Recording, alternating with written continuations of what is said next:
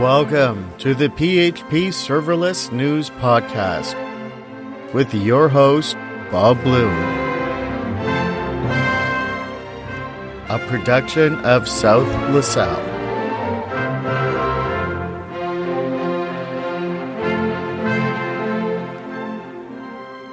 Welcome to the 24th episode of my PHP Serverless News.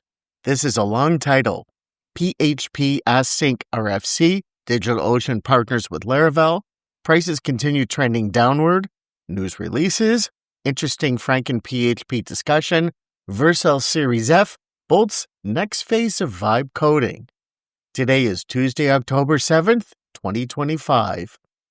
PHP Serverless News is my PHP passion podcast about serverless news with a PHP point of view and with an eye on overall trends. This is your podcast host, Bob Bloom, coming to you from Toronto. I organize the Greater Toronto PHP and Laravel Toronto groups. Head to gtaphp.org for info on our groups. Our first meetup of the season is Thursday, October 16th. It is with deep gratitude that I express my thanks to my intrepid sponsors of my PHP Serverless project, of which this podcast is a part of, Toga Erkan and Relea. I also want to thank my family for their amazing ongoing support of my PHP Serverless project. Links referenced in this episode are listed in my notes at phpserverlessnews.com episode 24. You can listen to my podcast on my website, RSS, Spotify, Apple, and YouTube. I have almost a dozen serverless and general items to bring to your attention this week. A PHP request for comments about True Async is under discussion. The weekly published an update on this RFC on September 30th. This attracted my eye because I am looking at the Go language's implementation of concurrency in my October double episode of my Bob Bloom show. This is in conjunction with my look at Franken PHP. I want to read you the introduction. For several years, PHP has been attempting to carve out a niche in the development of long-running applications, where concurrent code execution becomes particularly useful. Production-ready solutions such as Swool, AMPHP, React PHP, and others have emerged. However, PHP still does not provide a comprehensive implementation for writing concurrent code. PHP extensions have no way to support non-blocking execution, even if they are capable of doing so. Swool is forced to copy thousands of lines of code just for a few modifications, while AMPHP developers have to build drivers for MySQL, PostgreSQL, SQL, Redis, and other systems from scratch in user land. The goal of this RFC is to establish a standard for writing concurrent code in PHP, and I want to repeat that. The goal of this RFC is to establish a standard for writing concurrent code in PHP, as well as a C API interface that would allow PHP to be extended at low level using C, Rust, C++, and other languages. This would enable extensions to support non-blocking I/O without the need to override PHP functions or duplicate code. What is called coroutine in this RFC very much reminds me of Go's GoRoutine. A coroutine is described in part as a lightweight execution thread. The Go language uses the term lightweight specifically when describing Go routines. At the bottom of the RFC, it says of Swool. Swool is a C++ library that implements a full feature set for concurrent programming. The advantage and disadvantage of Swool is that it is a standalone solution that does not directly affect the language itself. As I scroll through the detailed RFC, I am pretending that I understand what I'm looking at. All that I'm really getting out of this is there's still an ongoing effort to deal with the stuff in PHP. Kudos to the authors who have put together quite the GitHub repo and RFC document. What does this have to do with serverless? One of the two dominating features of serverless is scale. Scale is generally thought of more. more servers, more pods, more execution environments. But there's a push, of which this is quite the manifestation, to achieve scale by using existing hardware resources more efficiently. By seeing how PHP internals can be harnessed to do so, and what I'm currently trying to affirm and understand by utilizing the Go language's Go routines in Franken PHP. Laravel launched its revamped Forge on October 1st. I recall that one of the new features is using DigitalOcean, and this was affirmed by a post in the DigitalOcean website on October 1st. Laravel simplifies server provisioning with launch of Laravel VPS, powered by DigitalOcean. It is interesting reading about this from the DigitalOcean point of view because I've seen a lot of stuff from the Laravel side. This is the first paragraph. Laravel, creator of the popular open source PHP web framework, today announced the launch of Laravel VPS, a new service that unifies server creation and application management directly within its popular PHP developer platform, Laravel Forge. Through a strategic partnership with DigitalOcean, the simplest scalable cloud platform, Laravel VPS provides a faster, seamless option for Laravel's community of 1 million plus developers to provision powerful, ready-to-use servers and reliable infrastructure in seconds. In DigitalOcean's December 2024 10K on page 7, DigitalOcean is explicit about strategic partnerships. It says in the 10K, we intend to actively pursue both strategic partnerships and acquisitions that we believe will be complementary to our business, accelerate customer acquisition, increase usage of our platform, and/or expand our product offerings in our core markets. DigitalOcean owns Cloudways, which does PHP managed servers, but it's mainly for WordPress, I think. And now they have the same kind of managed server thing with Laravel Forge. My theory is that serverless prices are on a long-term trend down. My theory is that the industry is reducing prices in a way that does not trigger an outright price war. So prices are decrementing in a way that is not always obvious that serverless prices have been reduced. I have two items related to this. One is a September 24th post from DigitalOcean announcing per second billing, new droplet plans, BYOIP, and NAT gateway preview to reduce the scaling cost. This is the introductory paragraph to help users cut down on cloud spending that's wasted due to over-provisioning and inflexible billing models. We're introducing tools that offer granular control without sacrificing simplicity or cost-effectiveness. We're excited to announce new product updates that offer granular cost control, improved performance, and a clear path to savings. On October 6th, Google Cloud published 11 ways to reduce your Google Cloud compute cost today in its blog. In this article, we'll explore 11 key ways to optimize your infrastructure spending on Google Cloud, from simple adjustments to strategic decisions that can result in significant long-term savings. For the curious, the 11 key ways are: choose the right VM instances, optimize your block storage selections, consider custom compute classes, leverage custom machine types, make the most of committed use discounts, manage unused disk space, use spot VMs, use optimization recommendations, take advantage of auto-scaling and scheduling, understand your spend with detailed billing analysis, and, are you ready? Consider serverless alternatives. The first line of the final key way says Google Cloud serverless computing offerings provide a compelling alternative to traditional virtual machines, can deliver better cost efficiency, simplified operations, and greater scalability.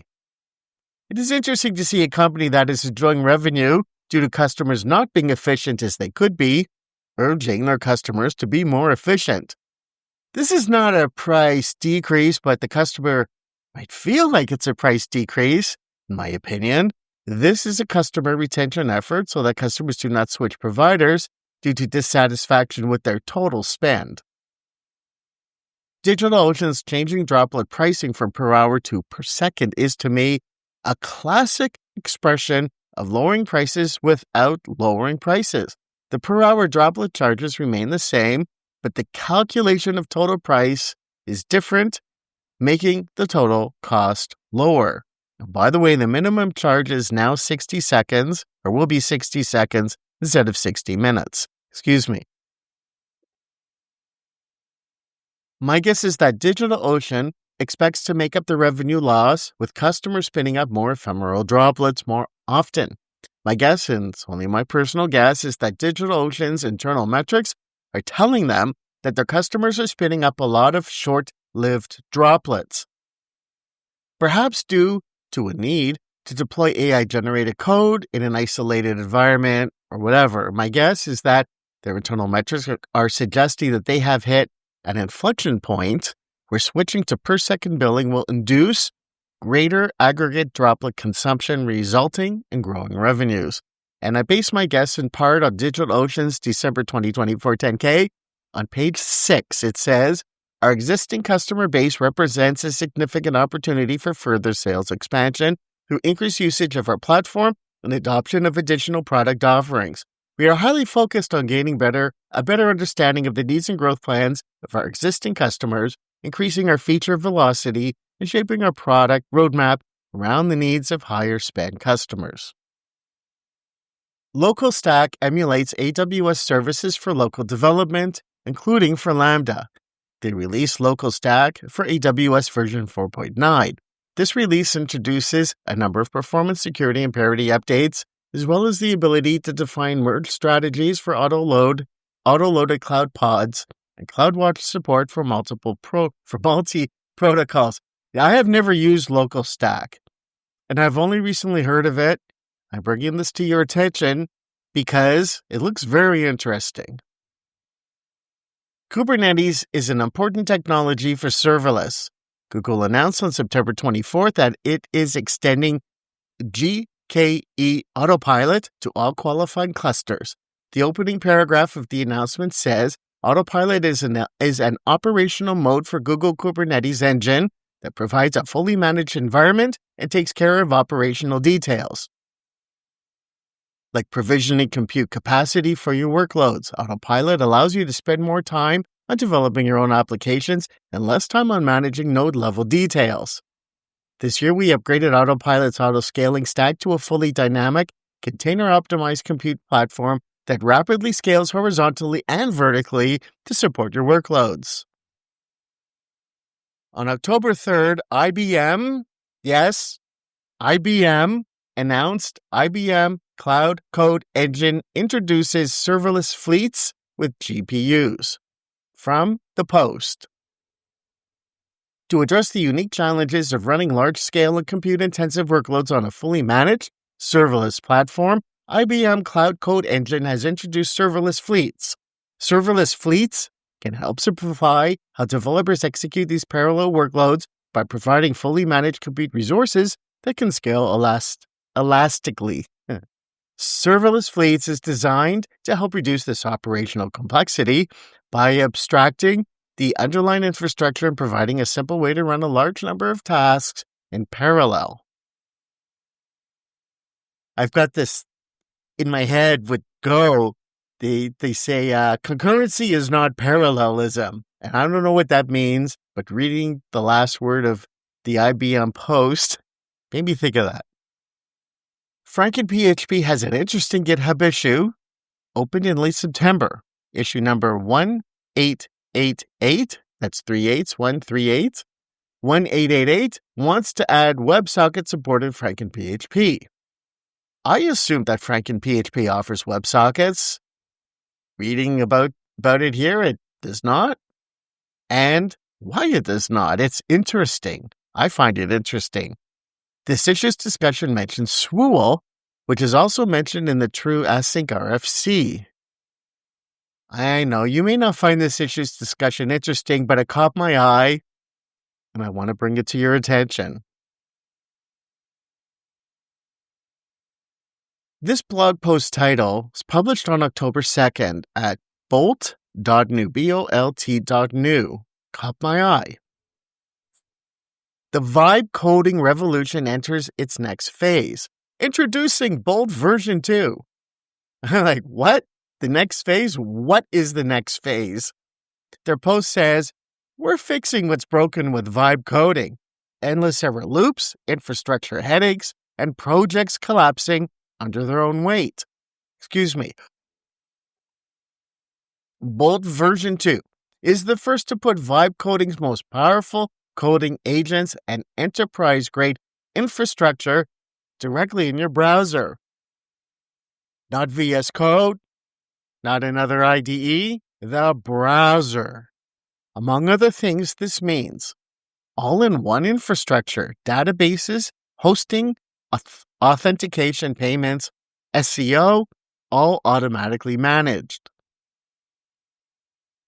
Databases, hosting, auths, SEO, payments, and storage are all included and intelligently managed for you directly in Bolt. Now, AI-generated source code needs to be deployed, and there's a growing trend towards this deployment, or more of an emphasis now on it. And this post demonstrates this trend, but wow, it's a whole encompassing thing. Now, abstracting server creation and management is a dominant feature of serverless. However, the opaqueness of some of the deployments of AI-generated source code demarcates something that is, at least to me, not serverless anymore. Perhaps this is a topic for my PHP Serverless Profiles podcast, but I wanted to mention this trend's progression as enunciated by this specific blog post. On September 30th, Vercel announced the Series F funding round. The venture company Excel, funded both Vercel and Laravel, among other things. So I keep an eye on Vercel's funding as an indication, perhaps, of possible future Laravel funding rounds. And also, Vercel's a very interesting company. Excel co-led a $300 million investment, and the announcement also said that Vercel is also launching a $300 million tender offer to certain early investors, employees, and former employees. Tender offer is an offer to buy shares directly from shareholders. So the shares aren't coming out of they're not new shares that nobody owns. They're coming out of the new issuances. A tender offer is an offer to buy existing shares directly from shareholders. I find that kind of interesting. Now, reading this post, the money will fund ongoing AI-related efforts at Vercel, including the V0 iOS app. Thank you for listening to my 24th episode of my PHP Serverless News with the long title. My next episode is scheduled for Tuesday, October 14th. You have been listening to a South LaSalle production. Opinions expressed are not necessarily those of South LaSalle, Bob Bloom, nor of the organizations represented.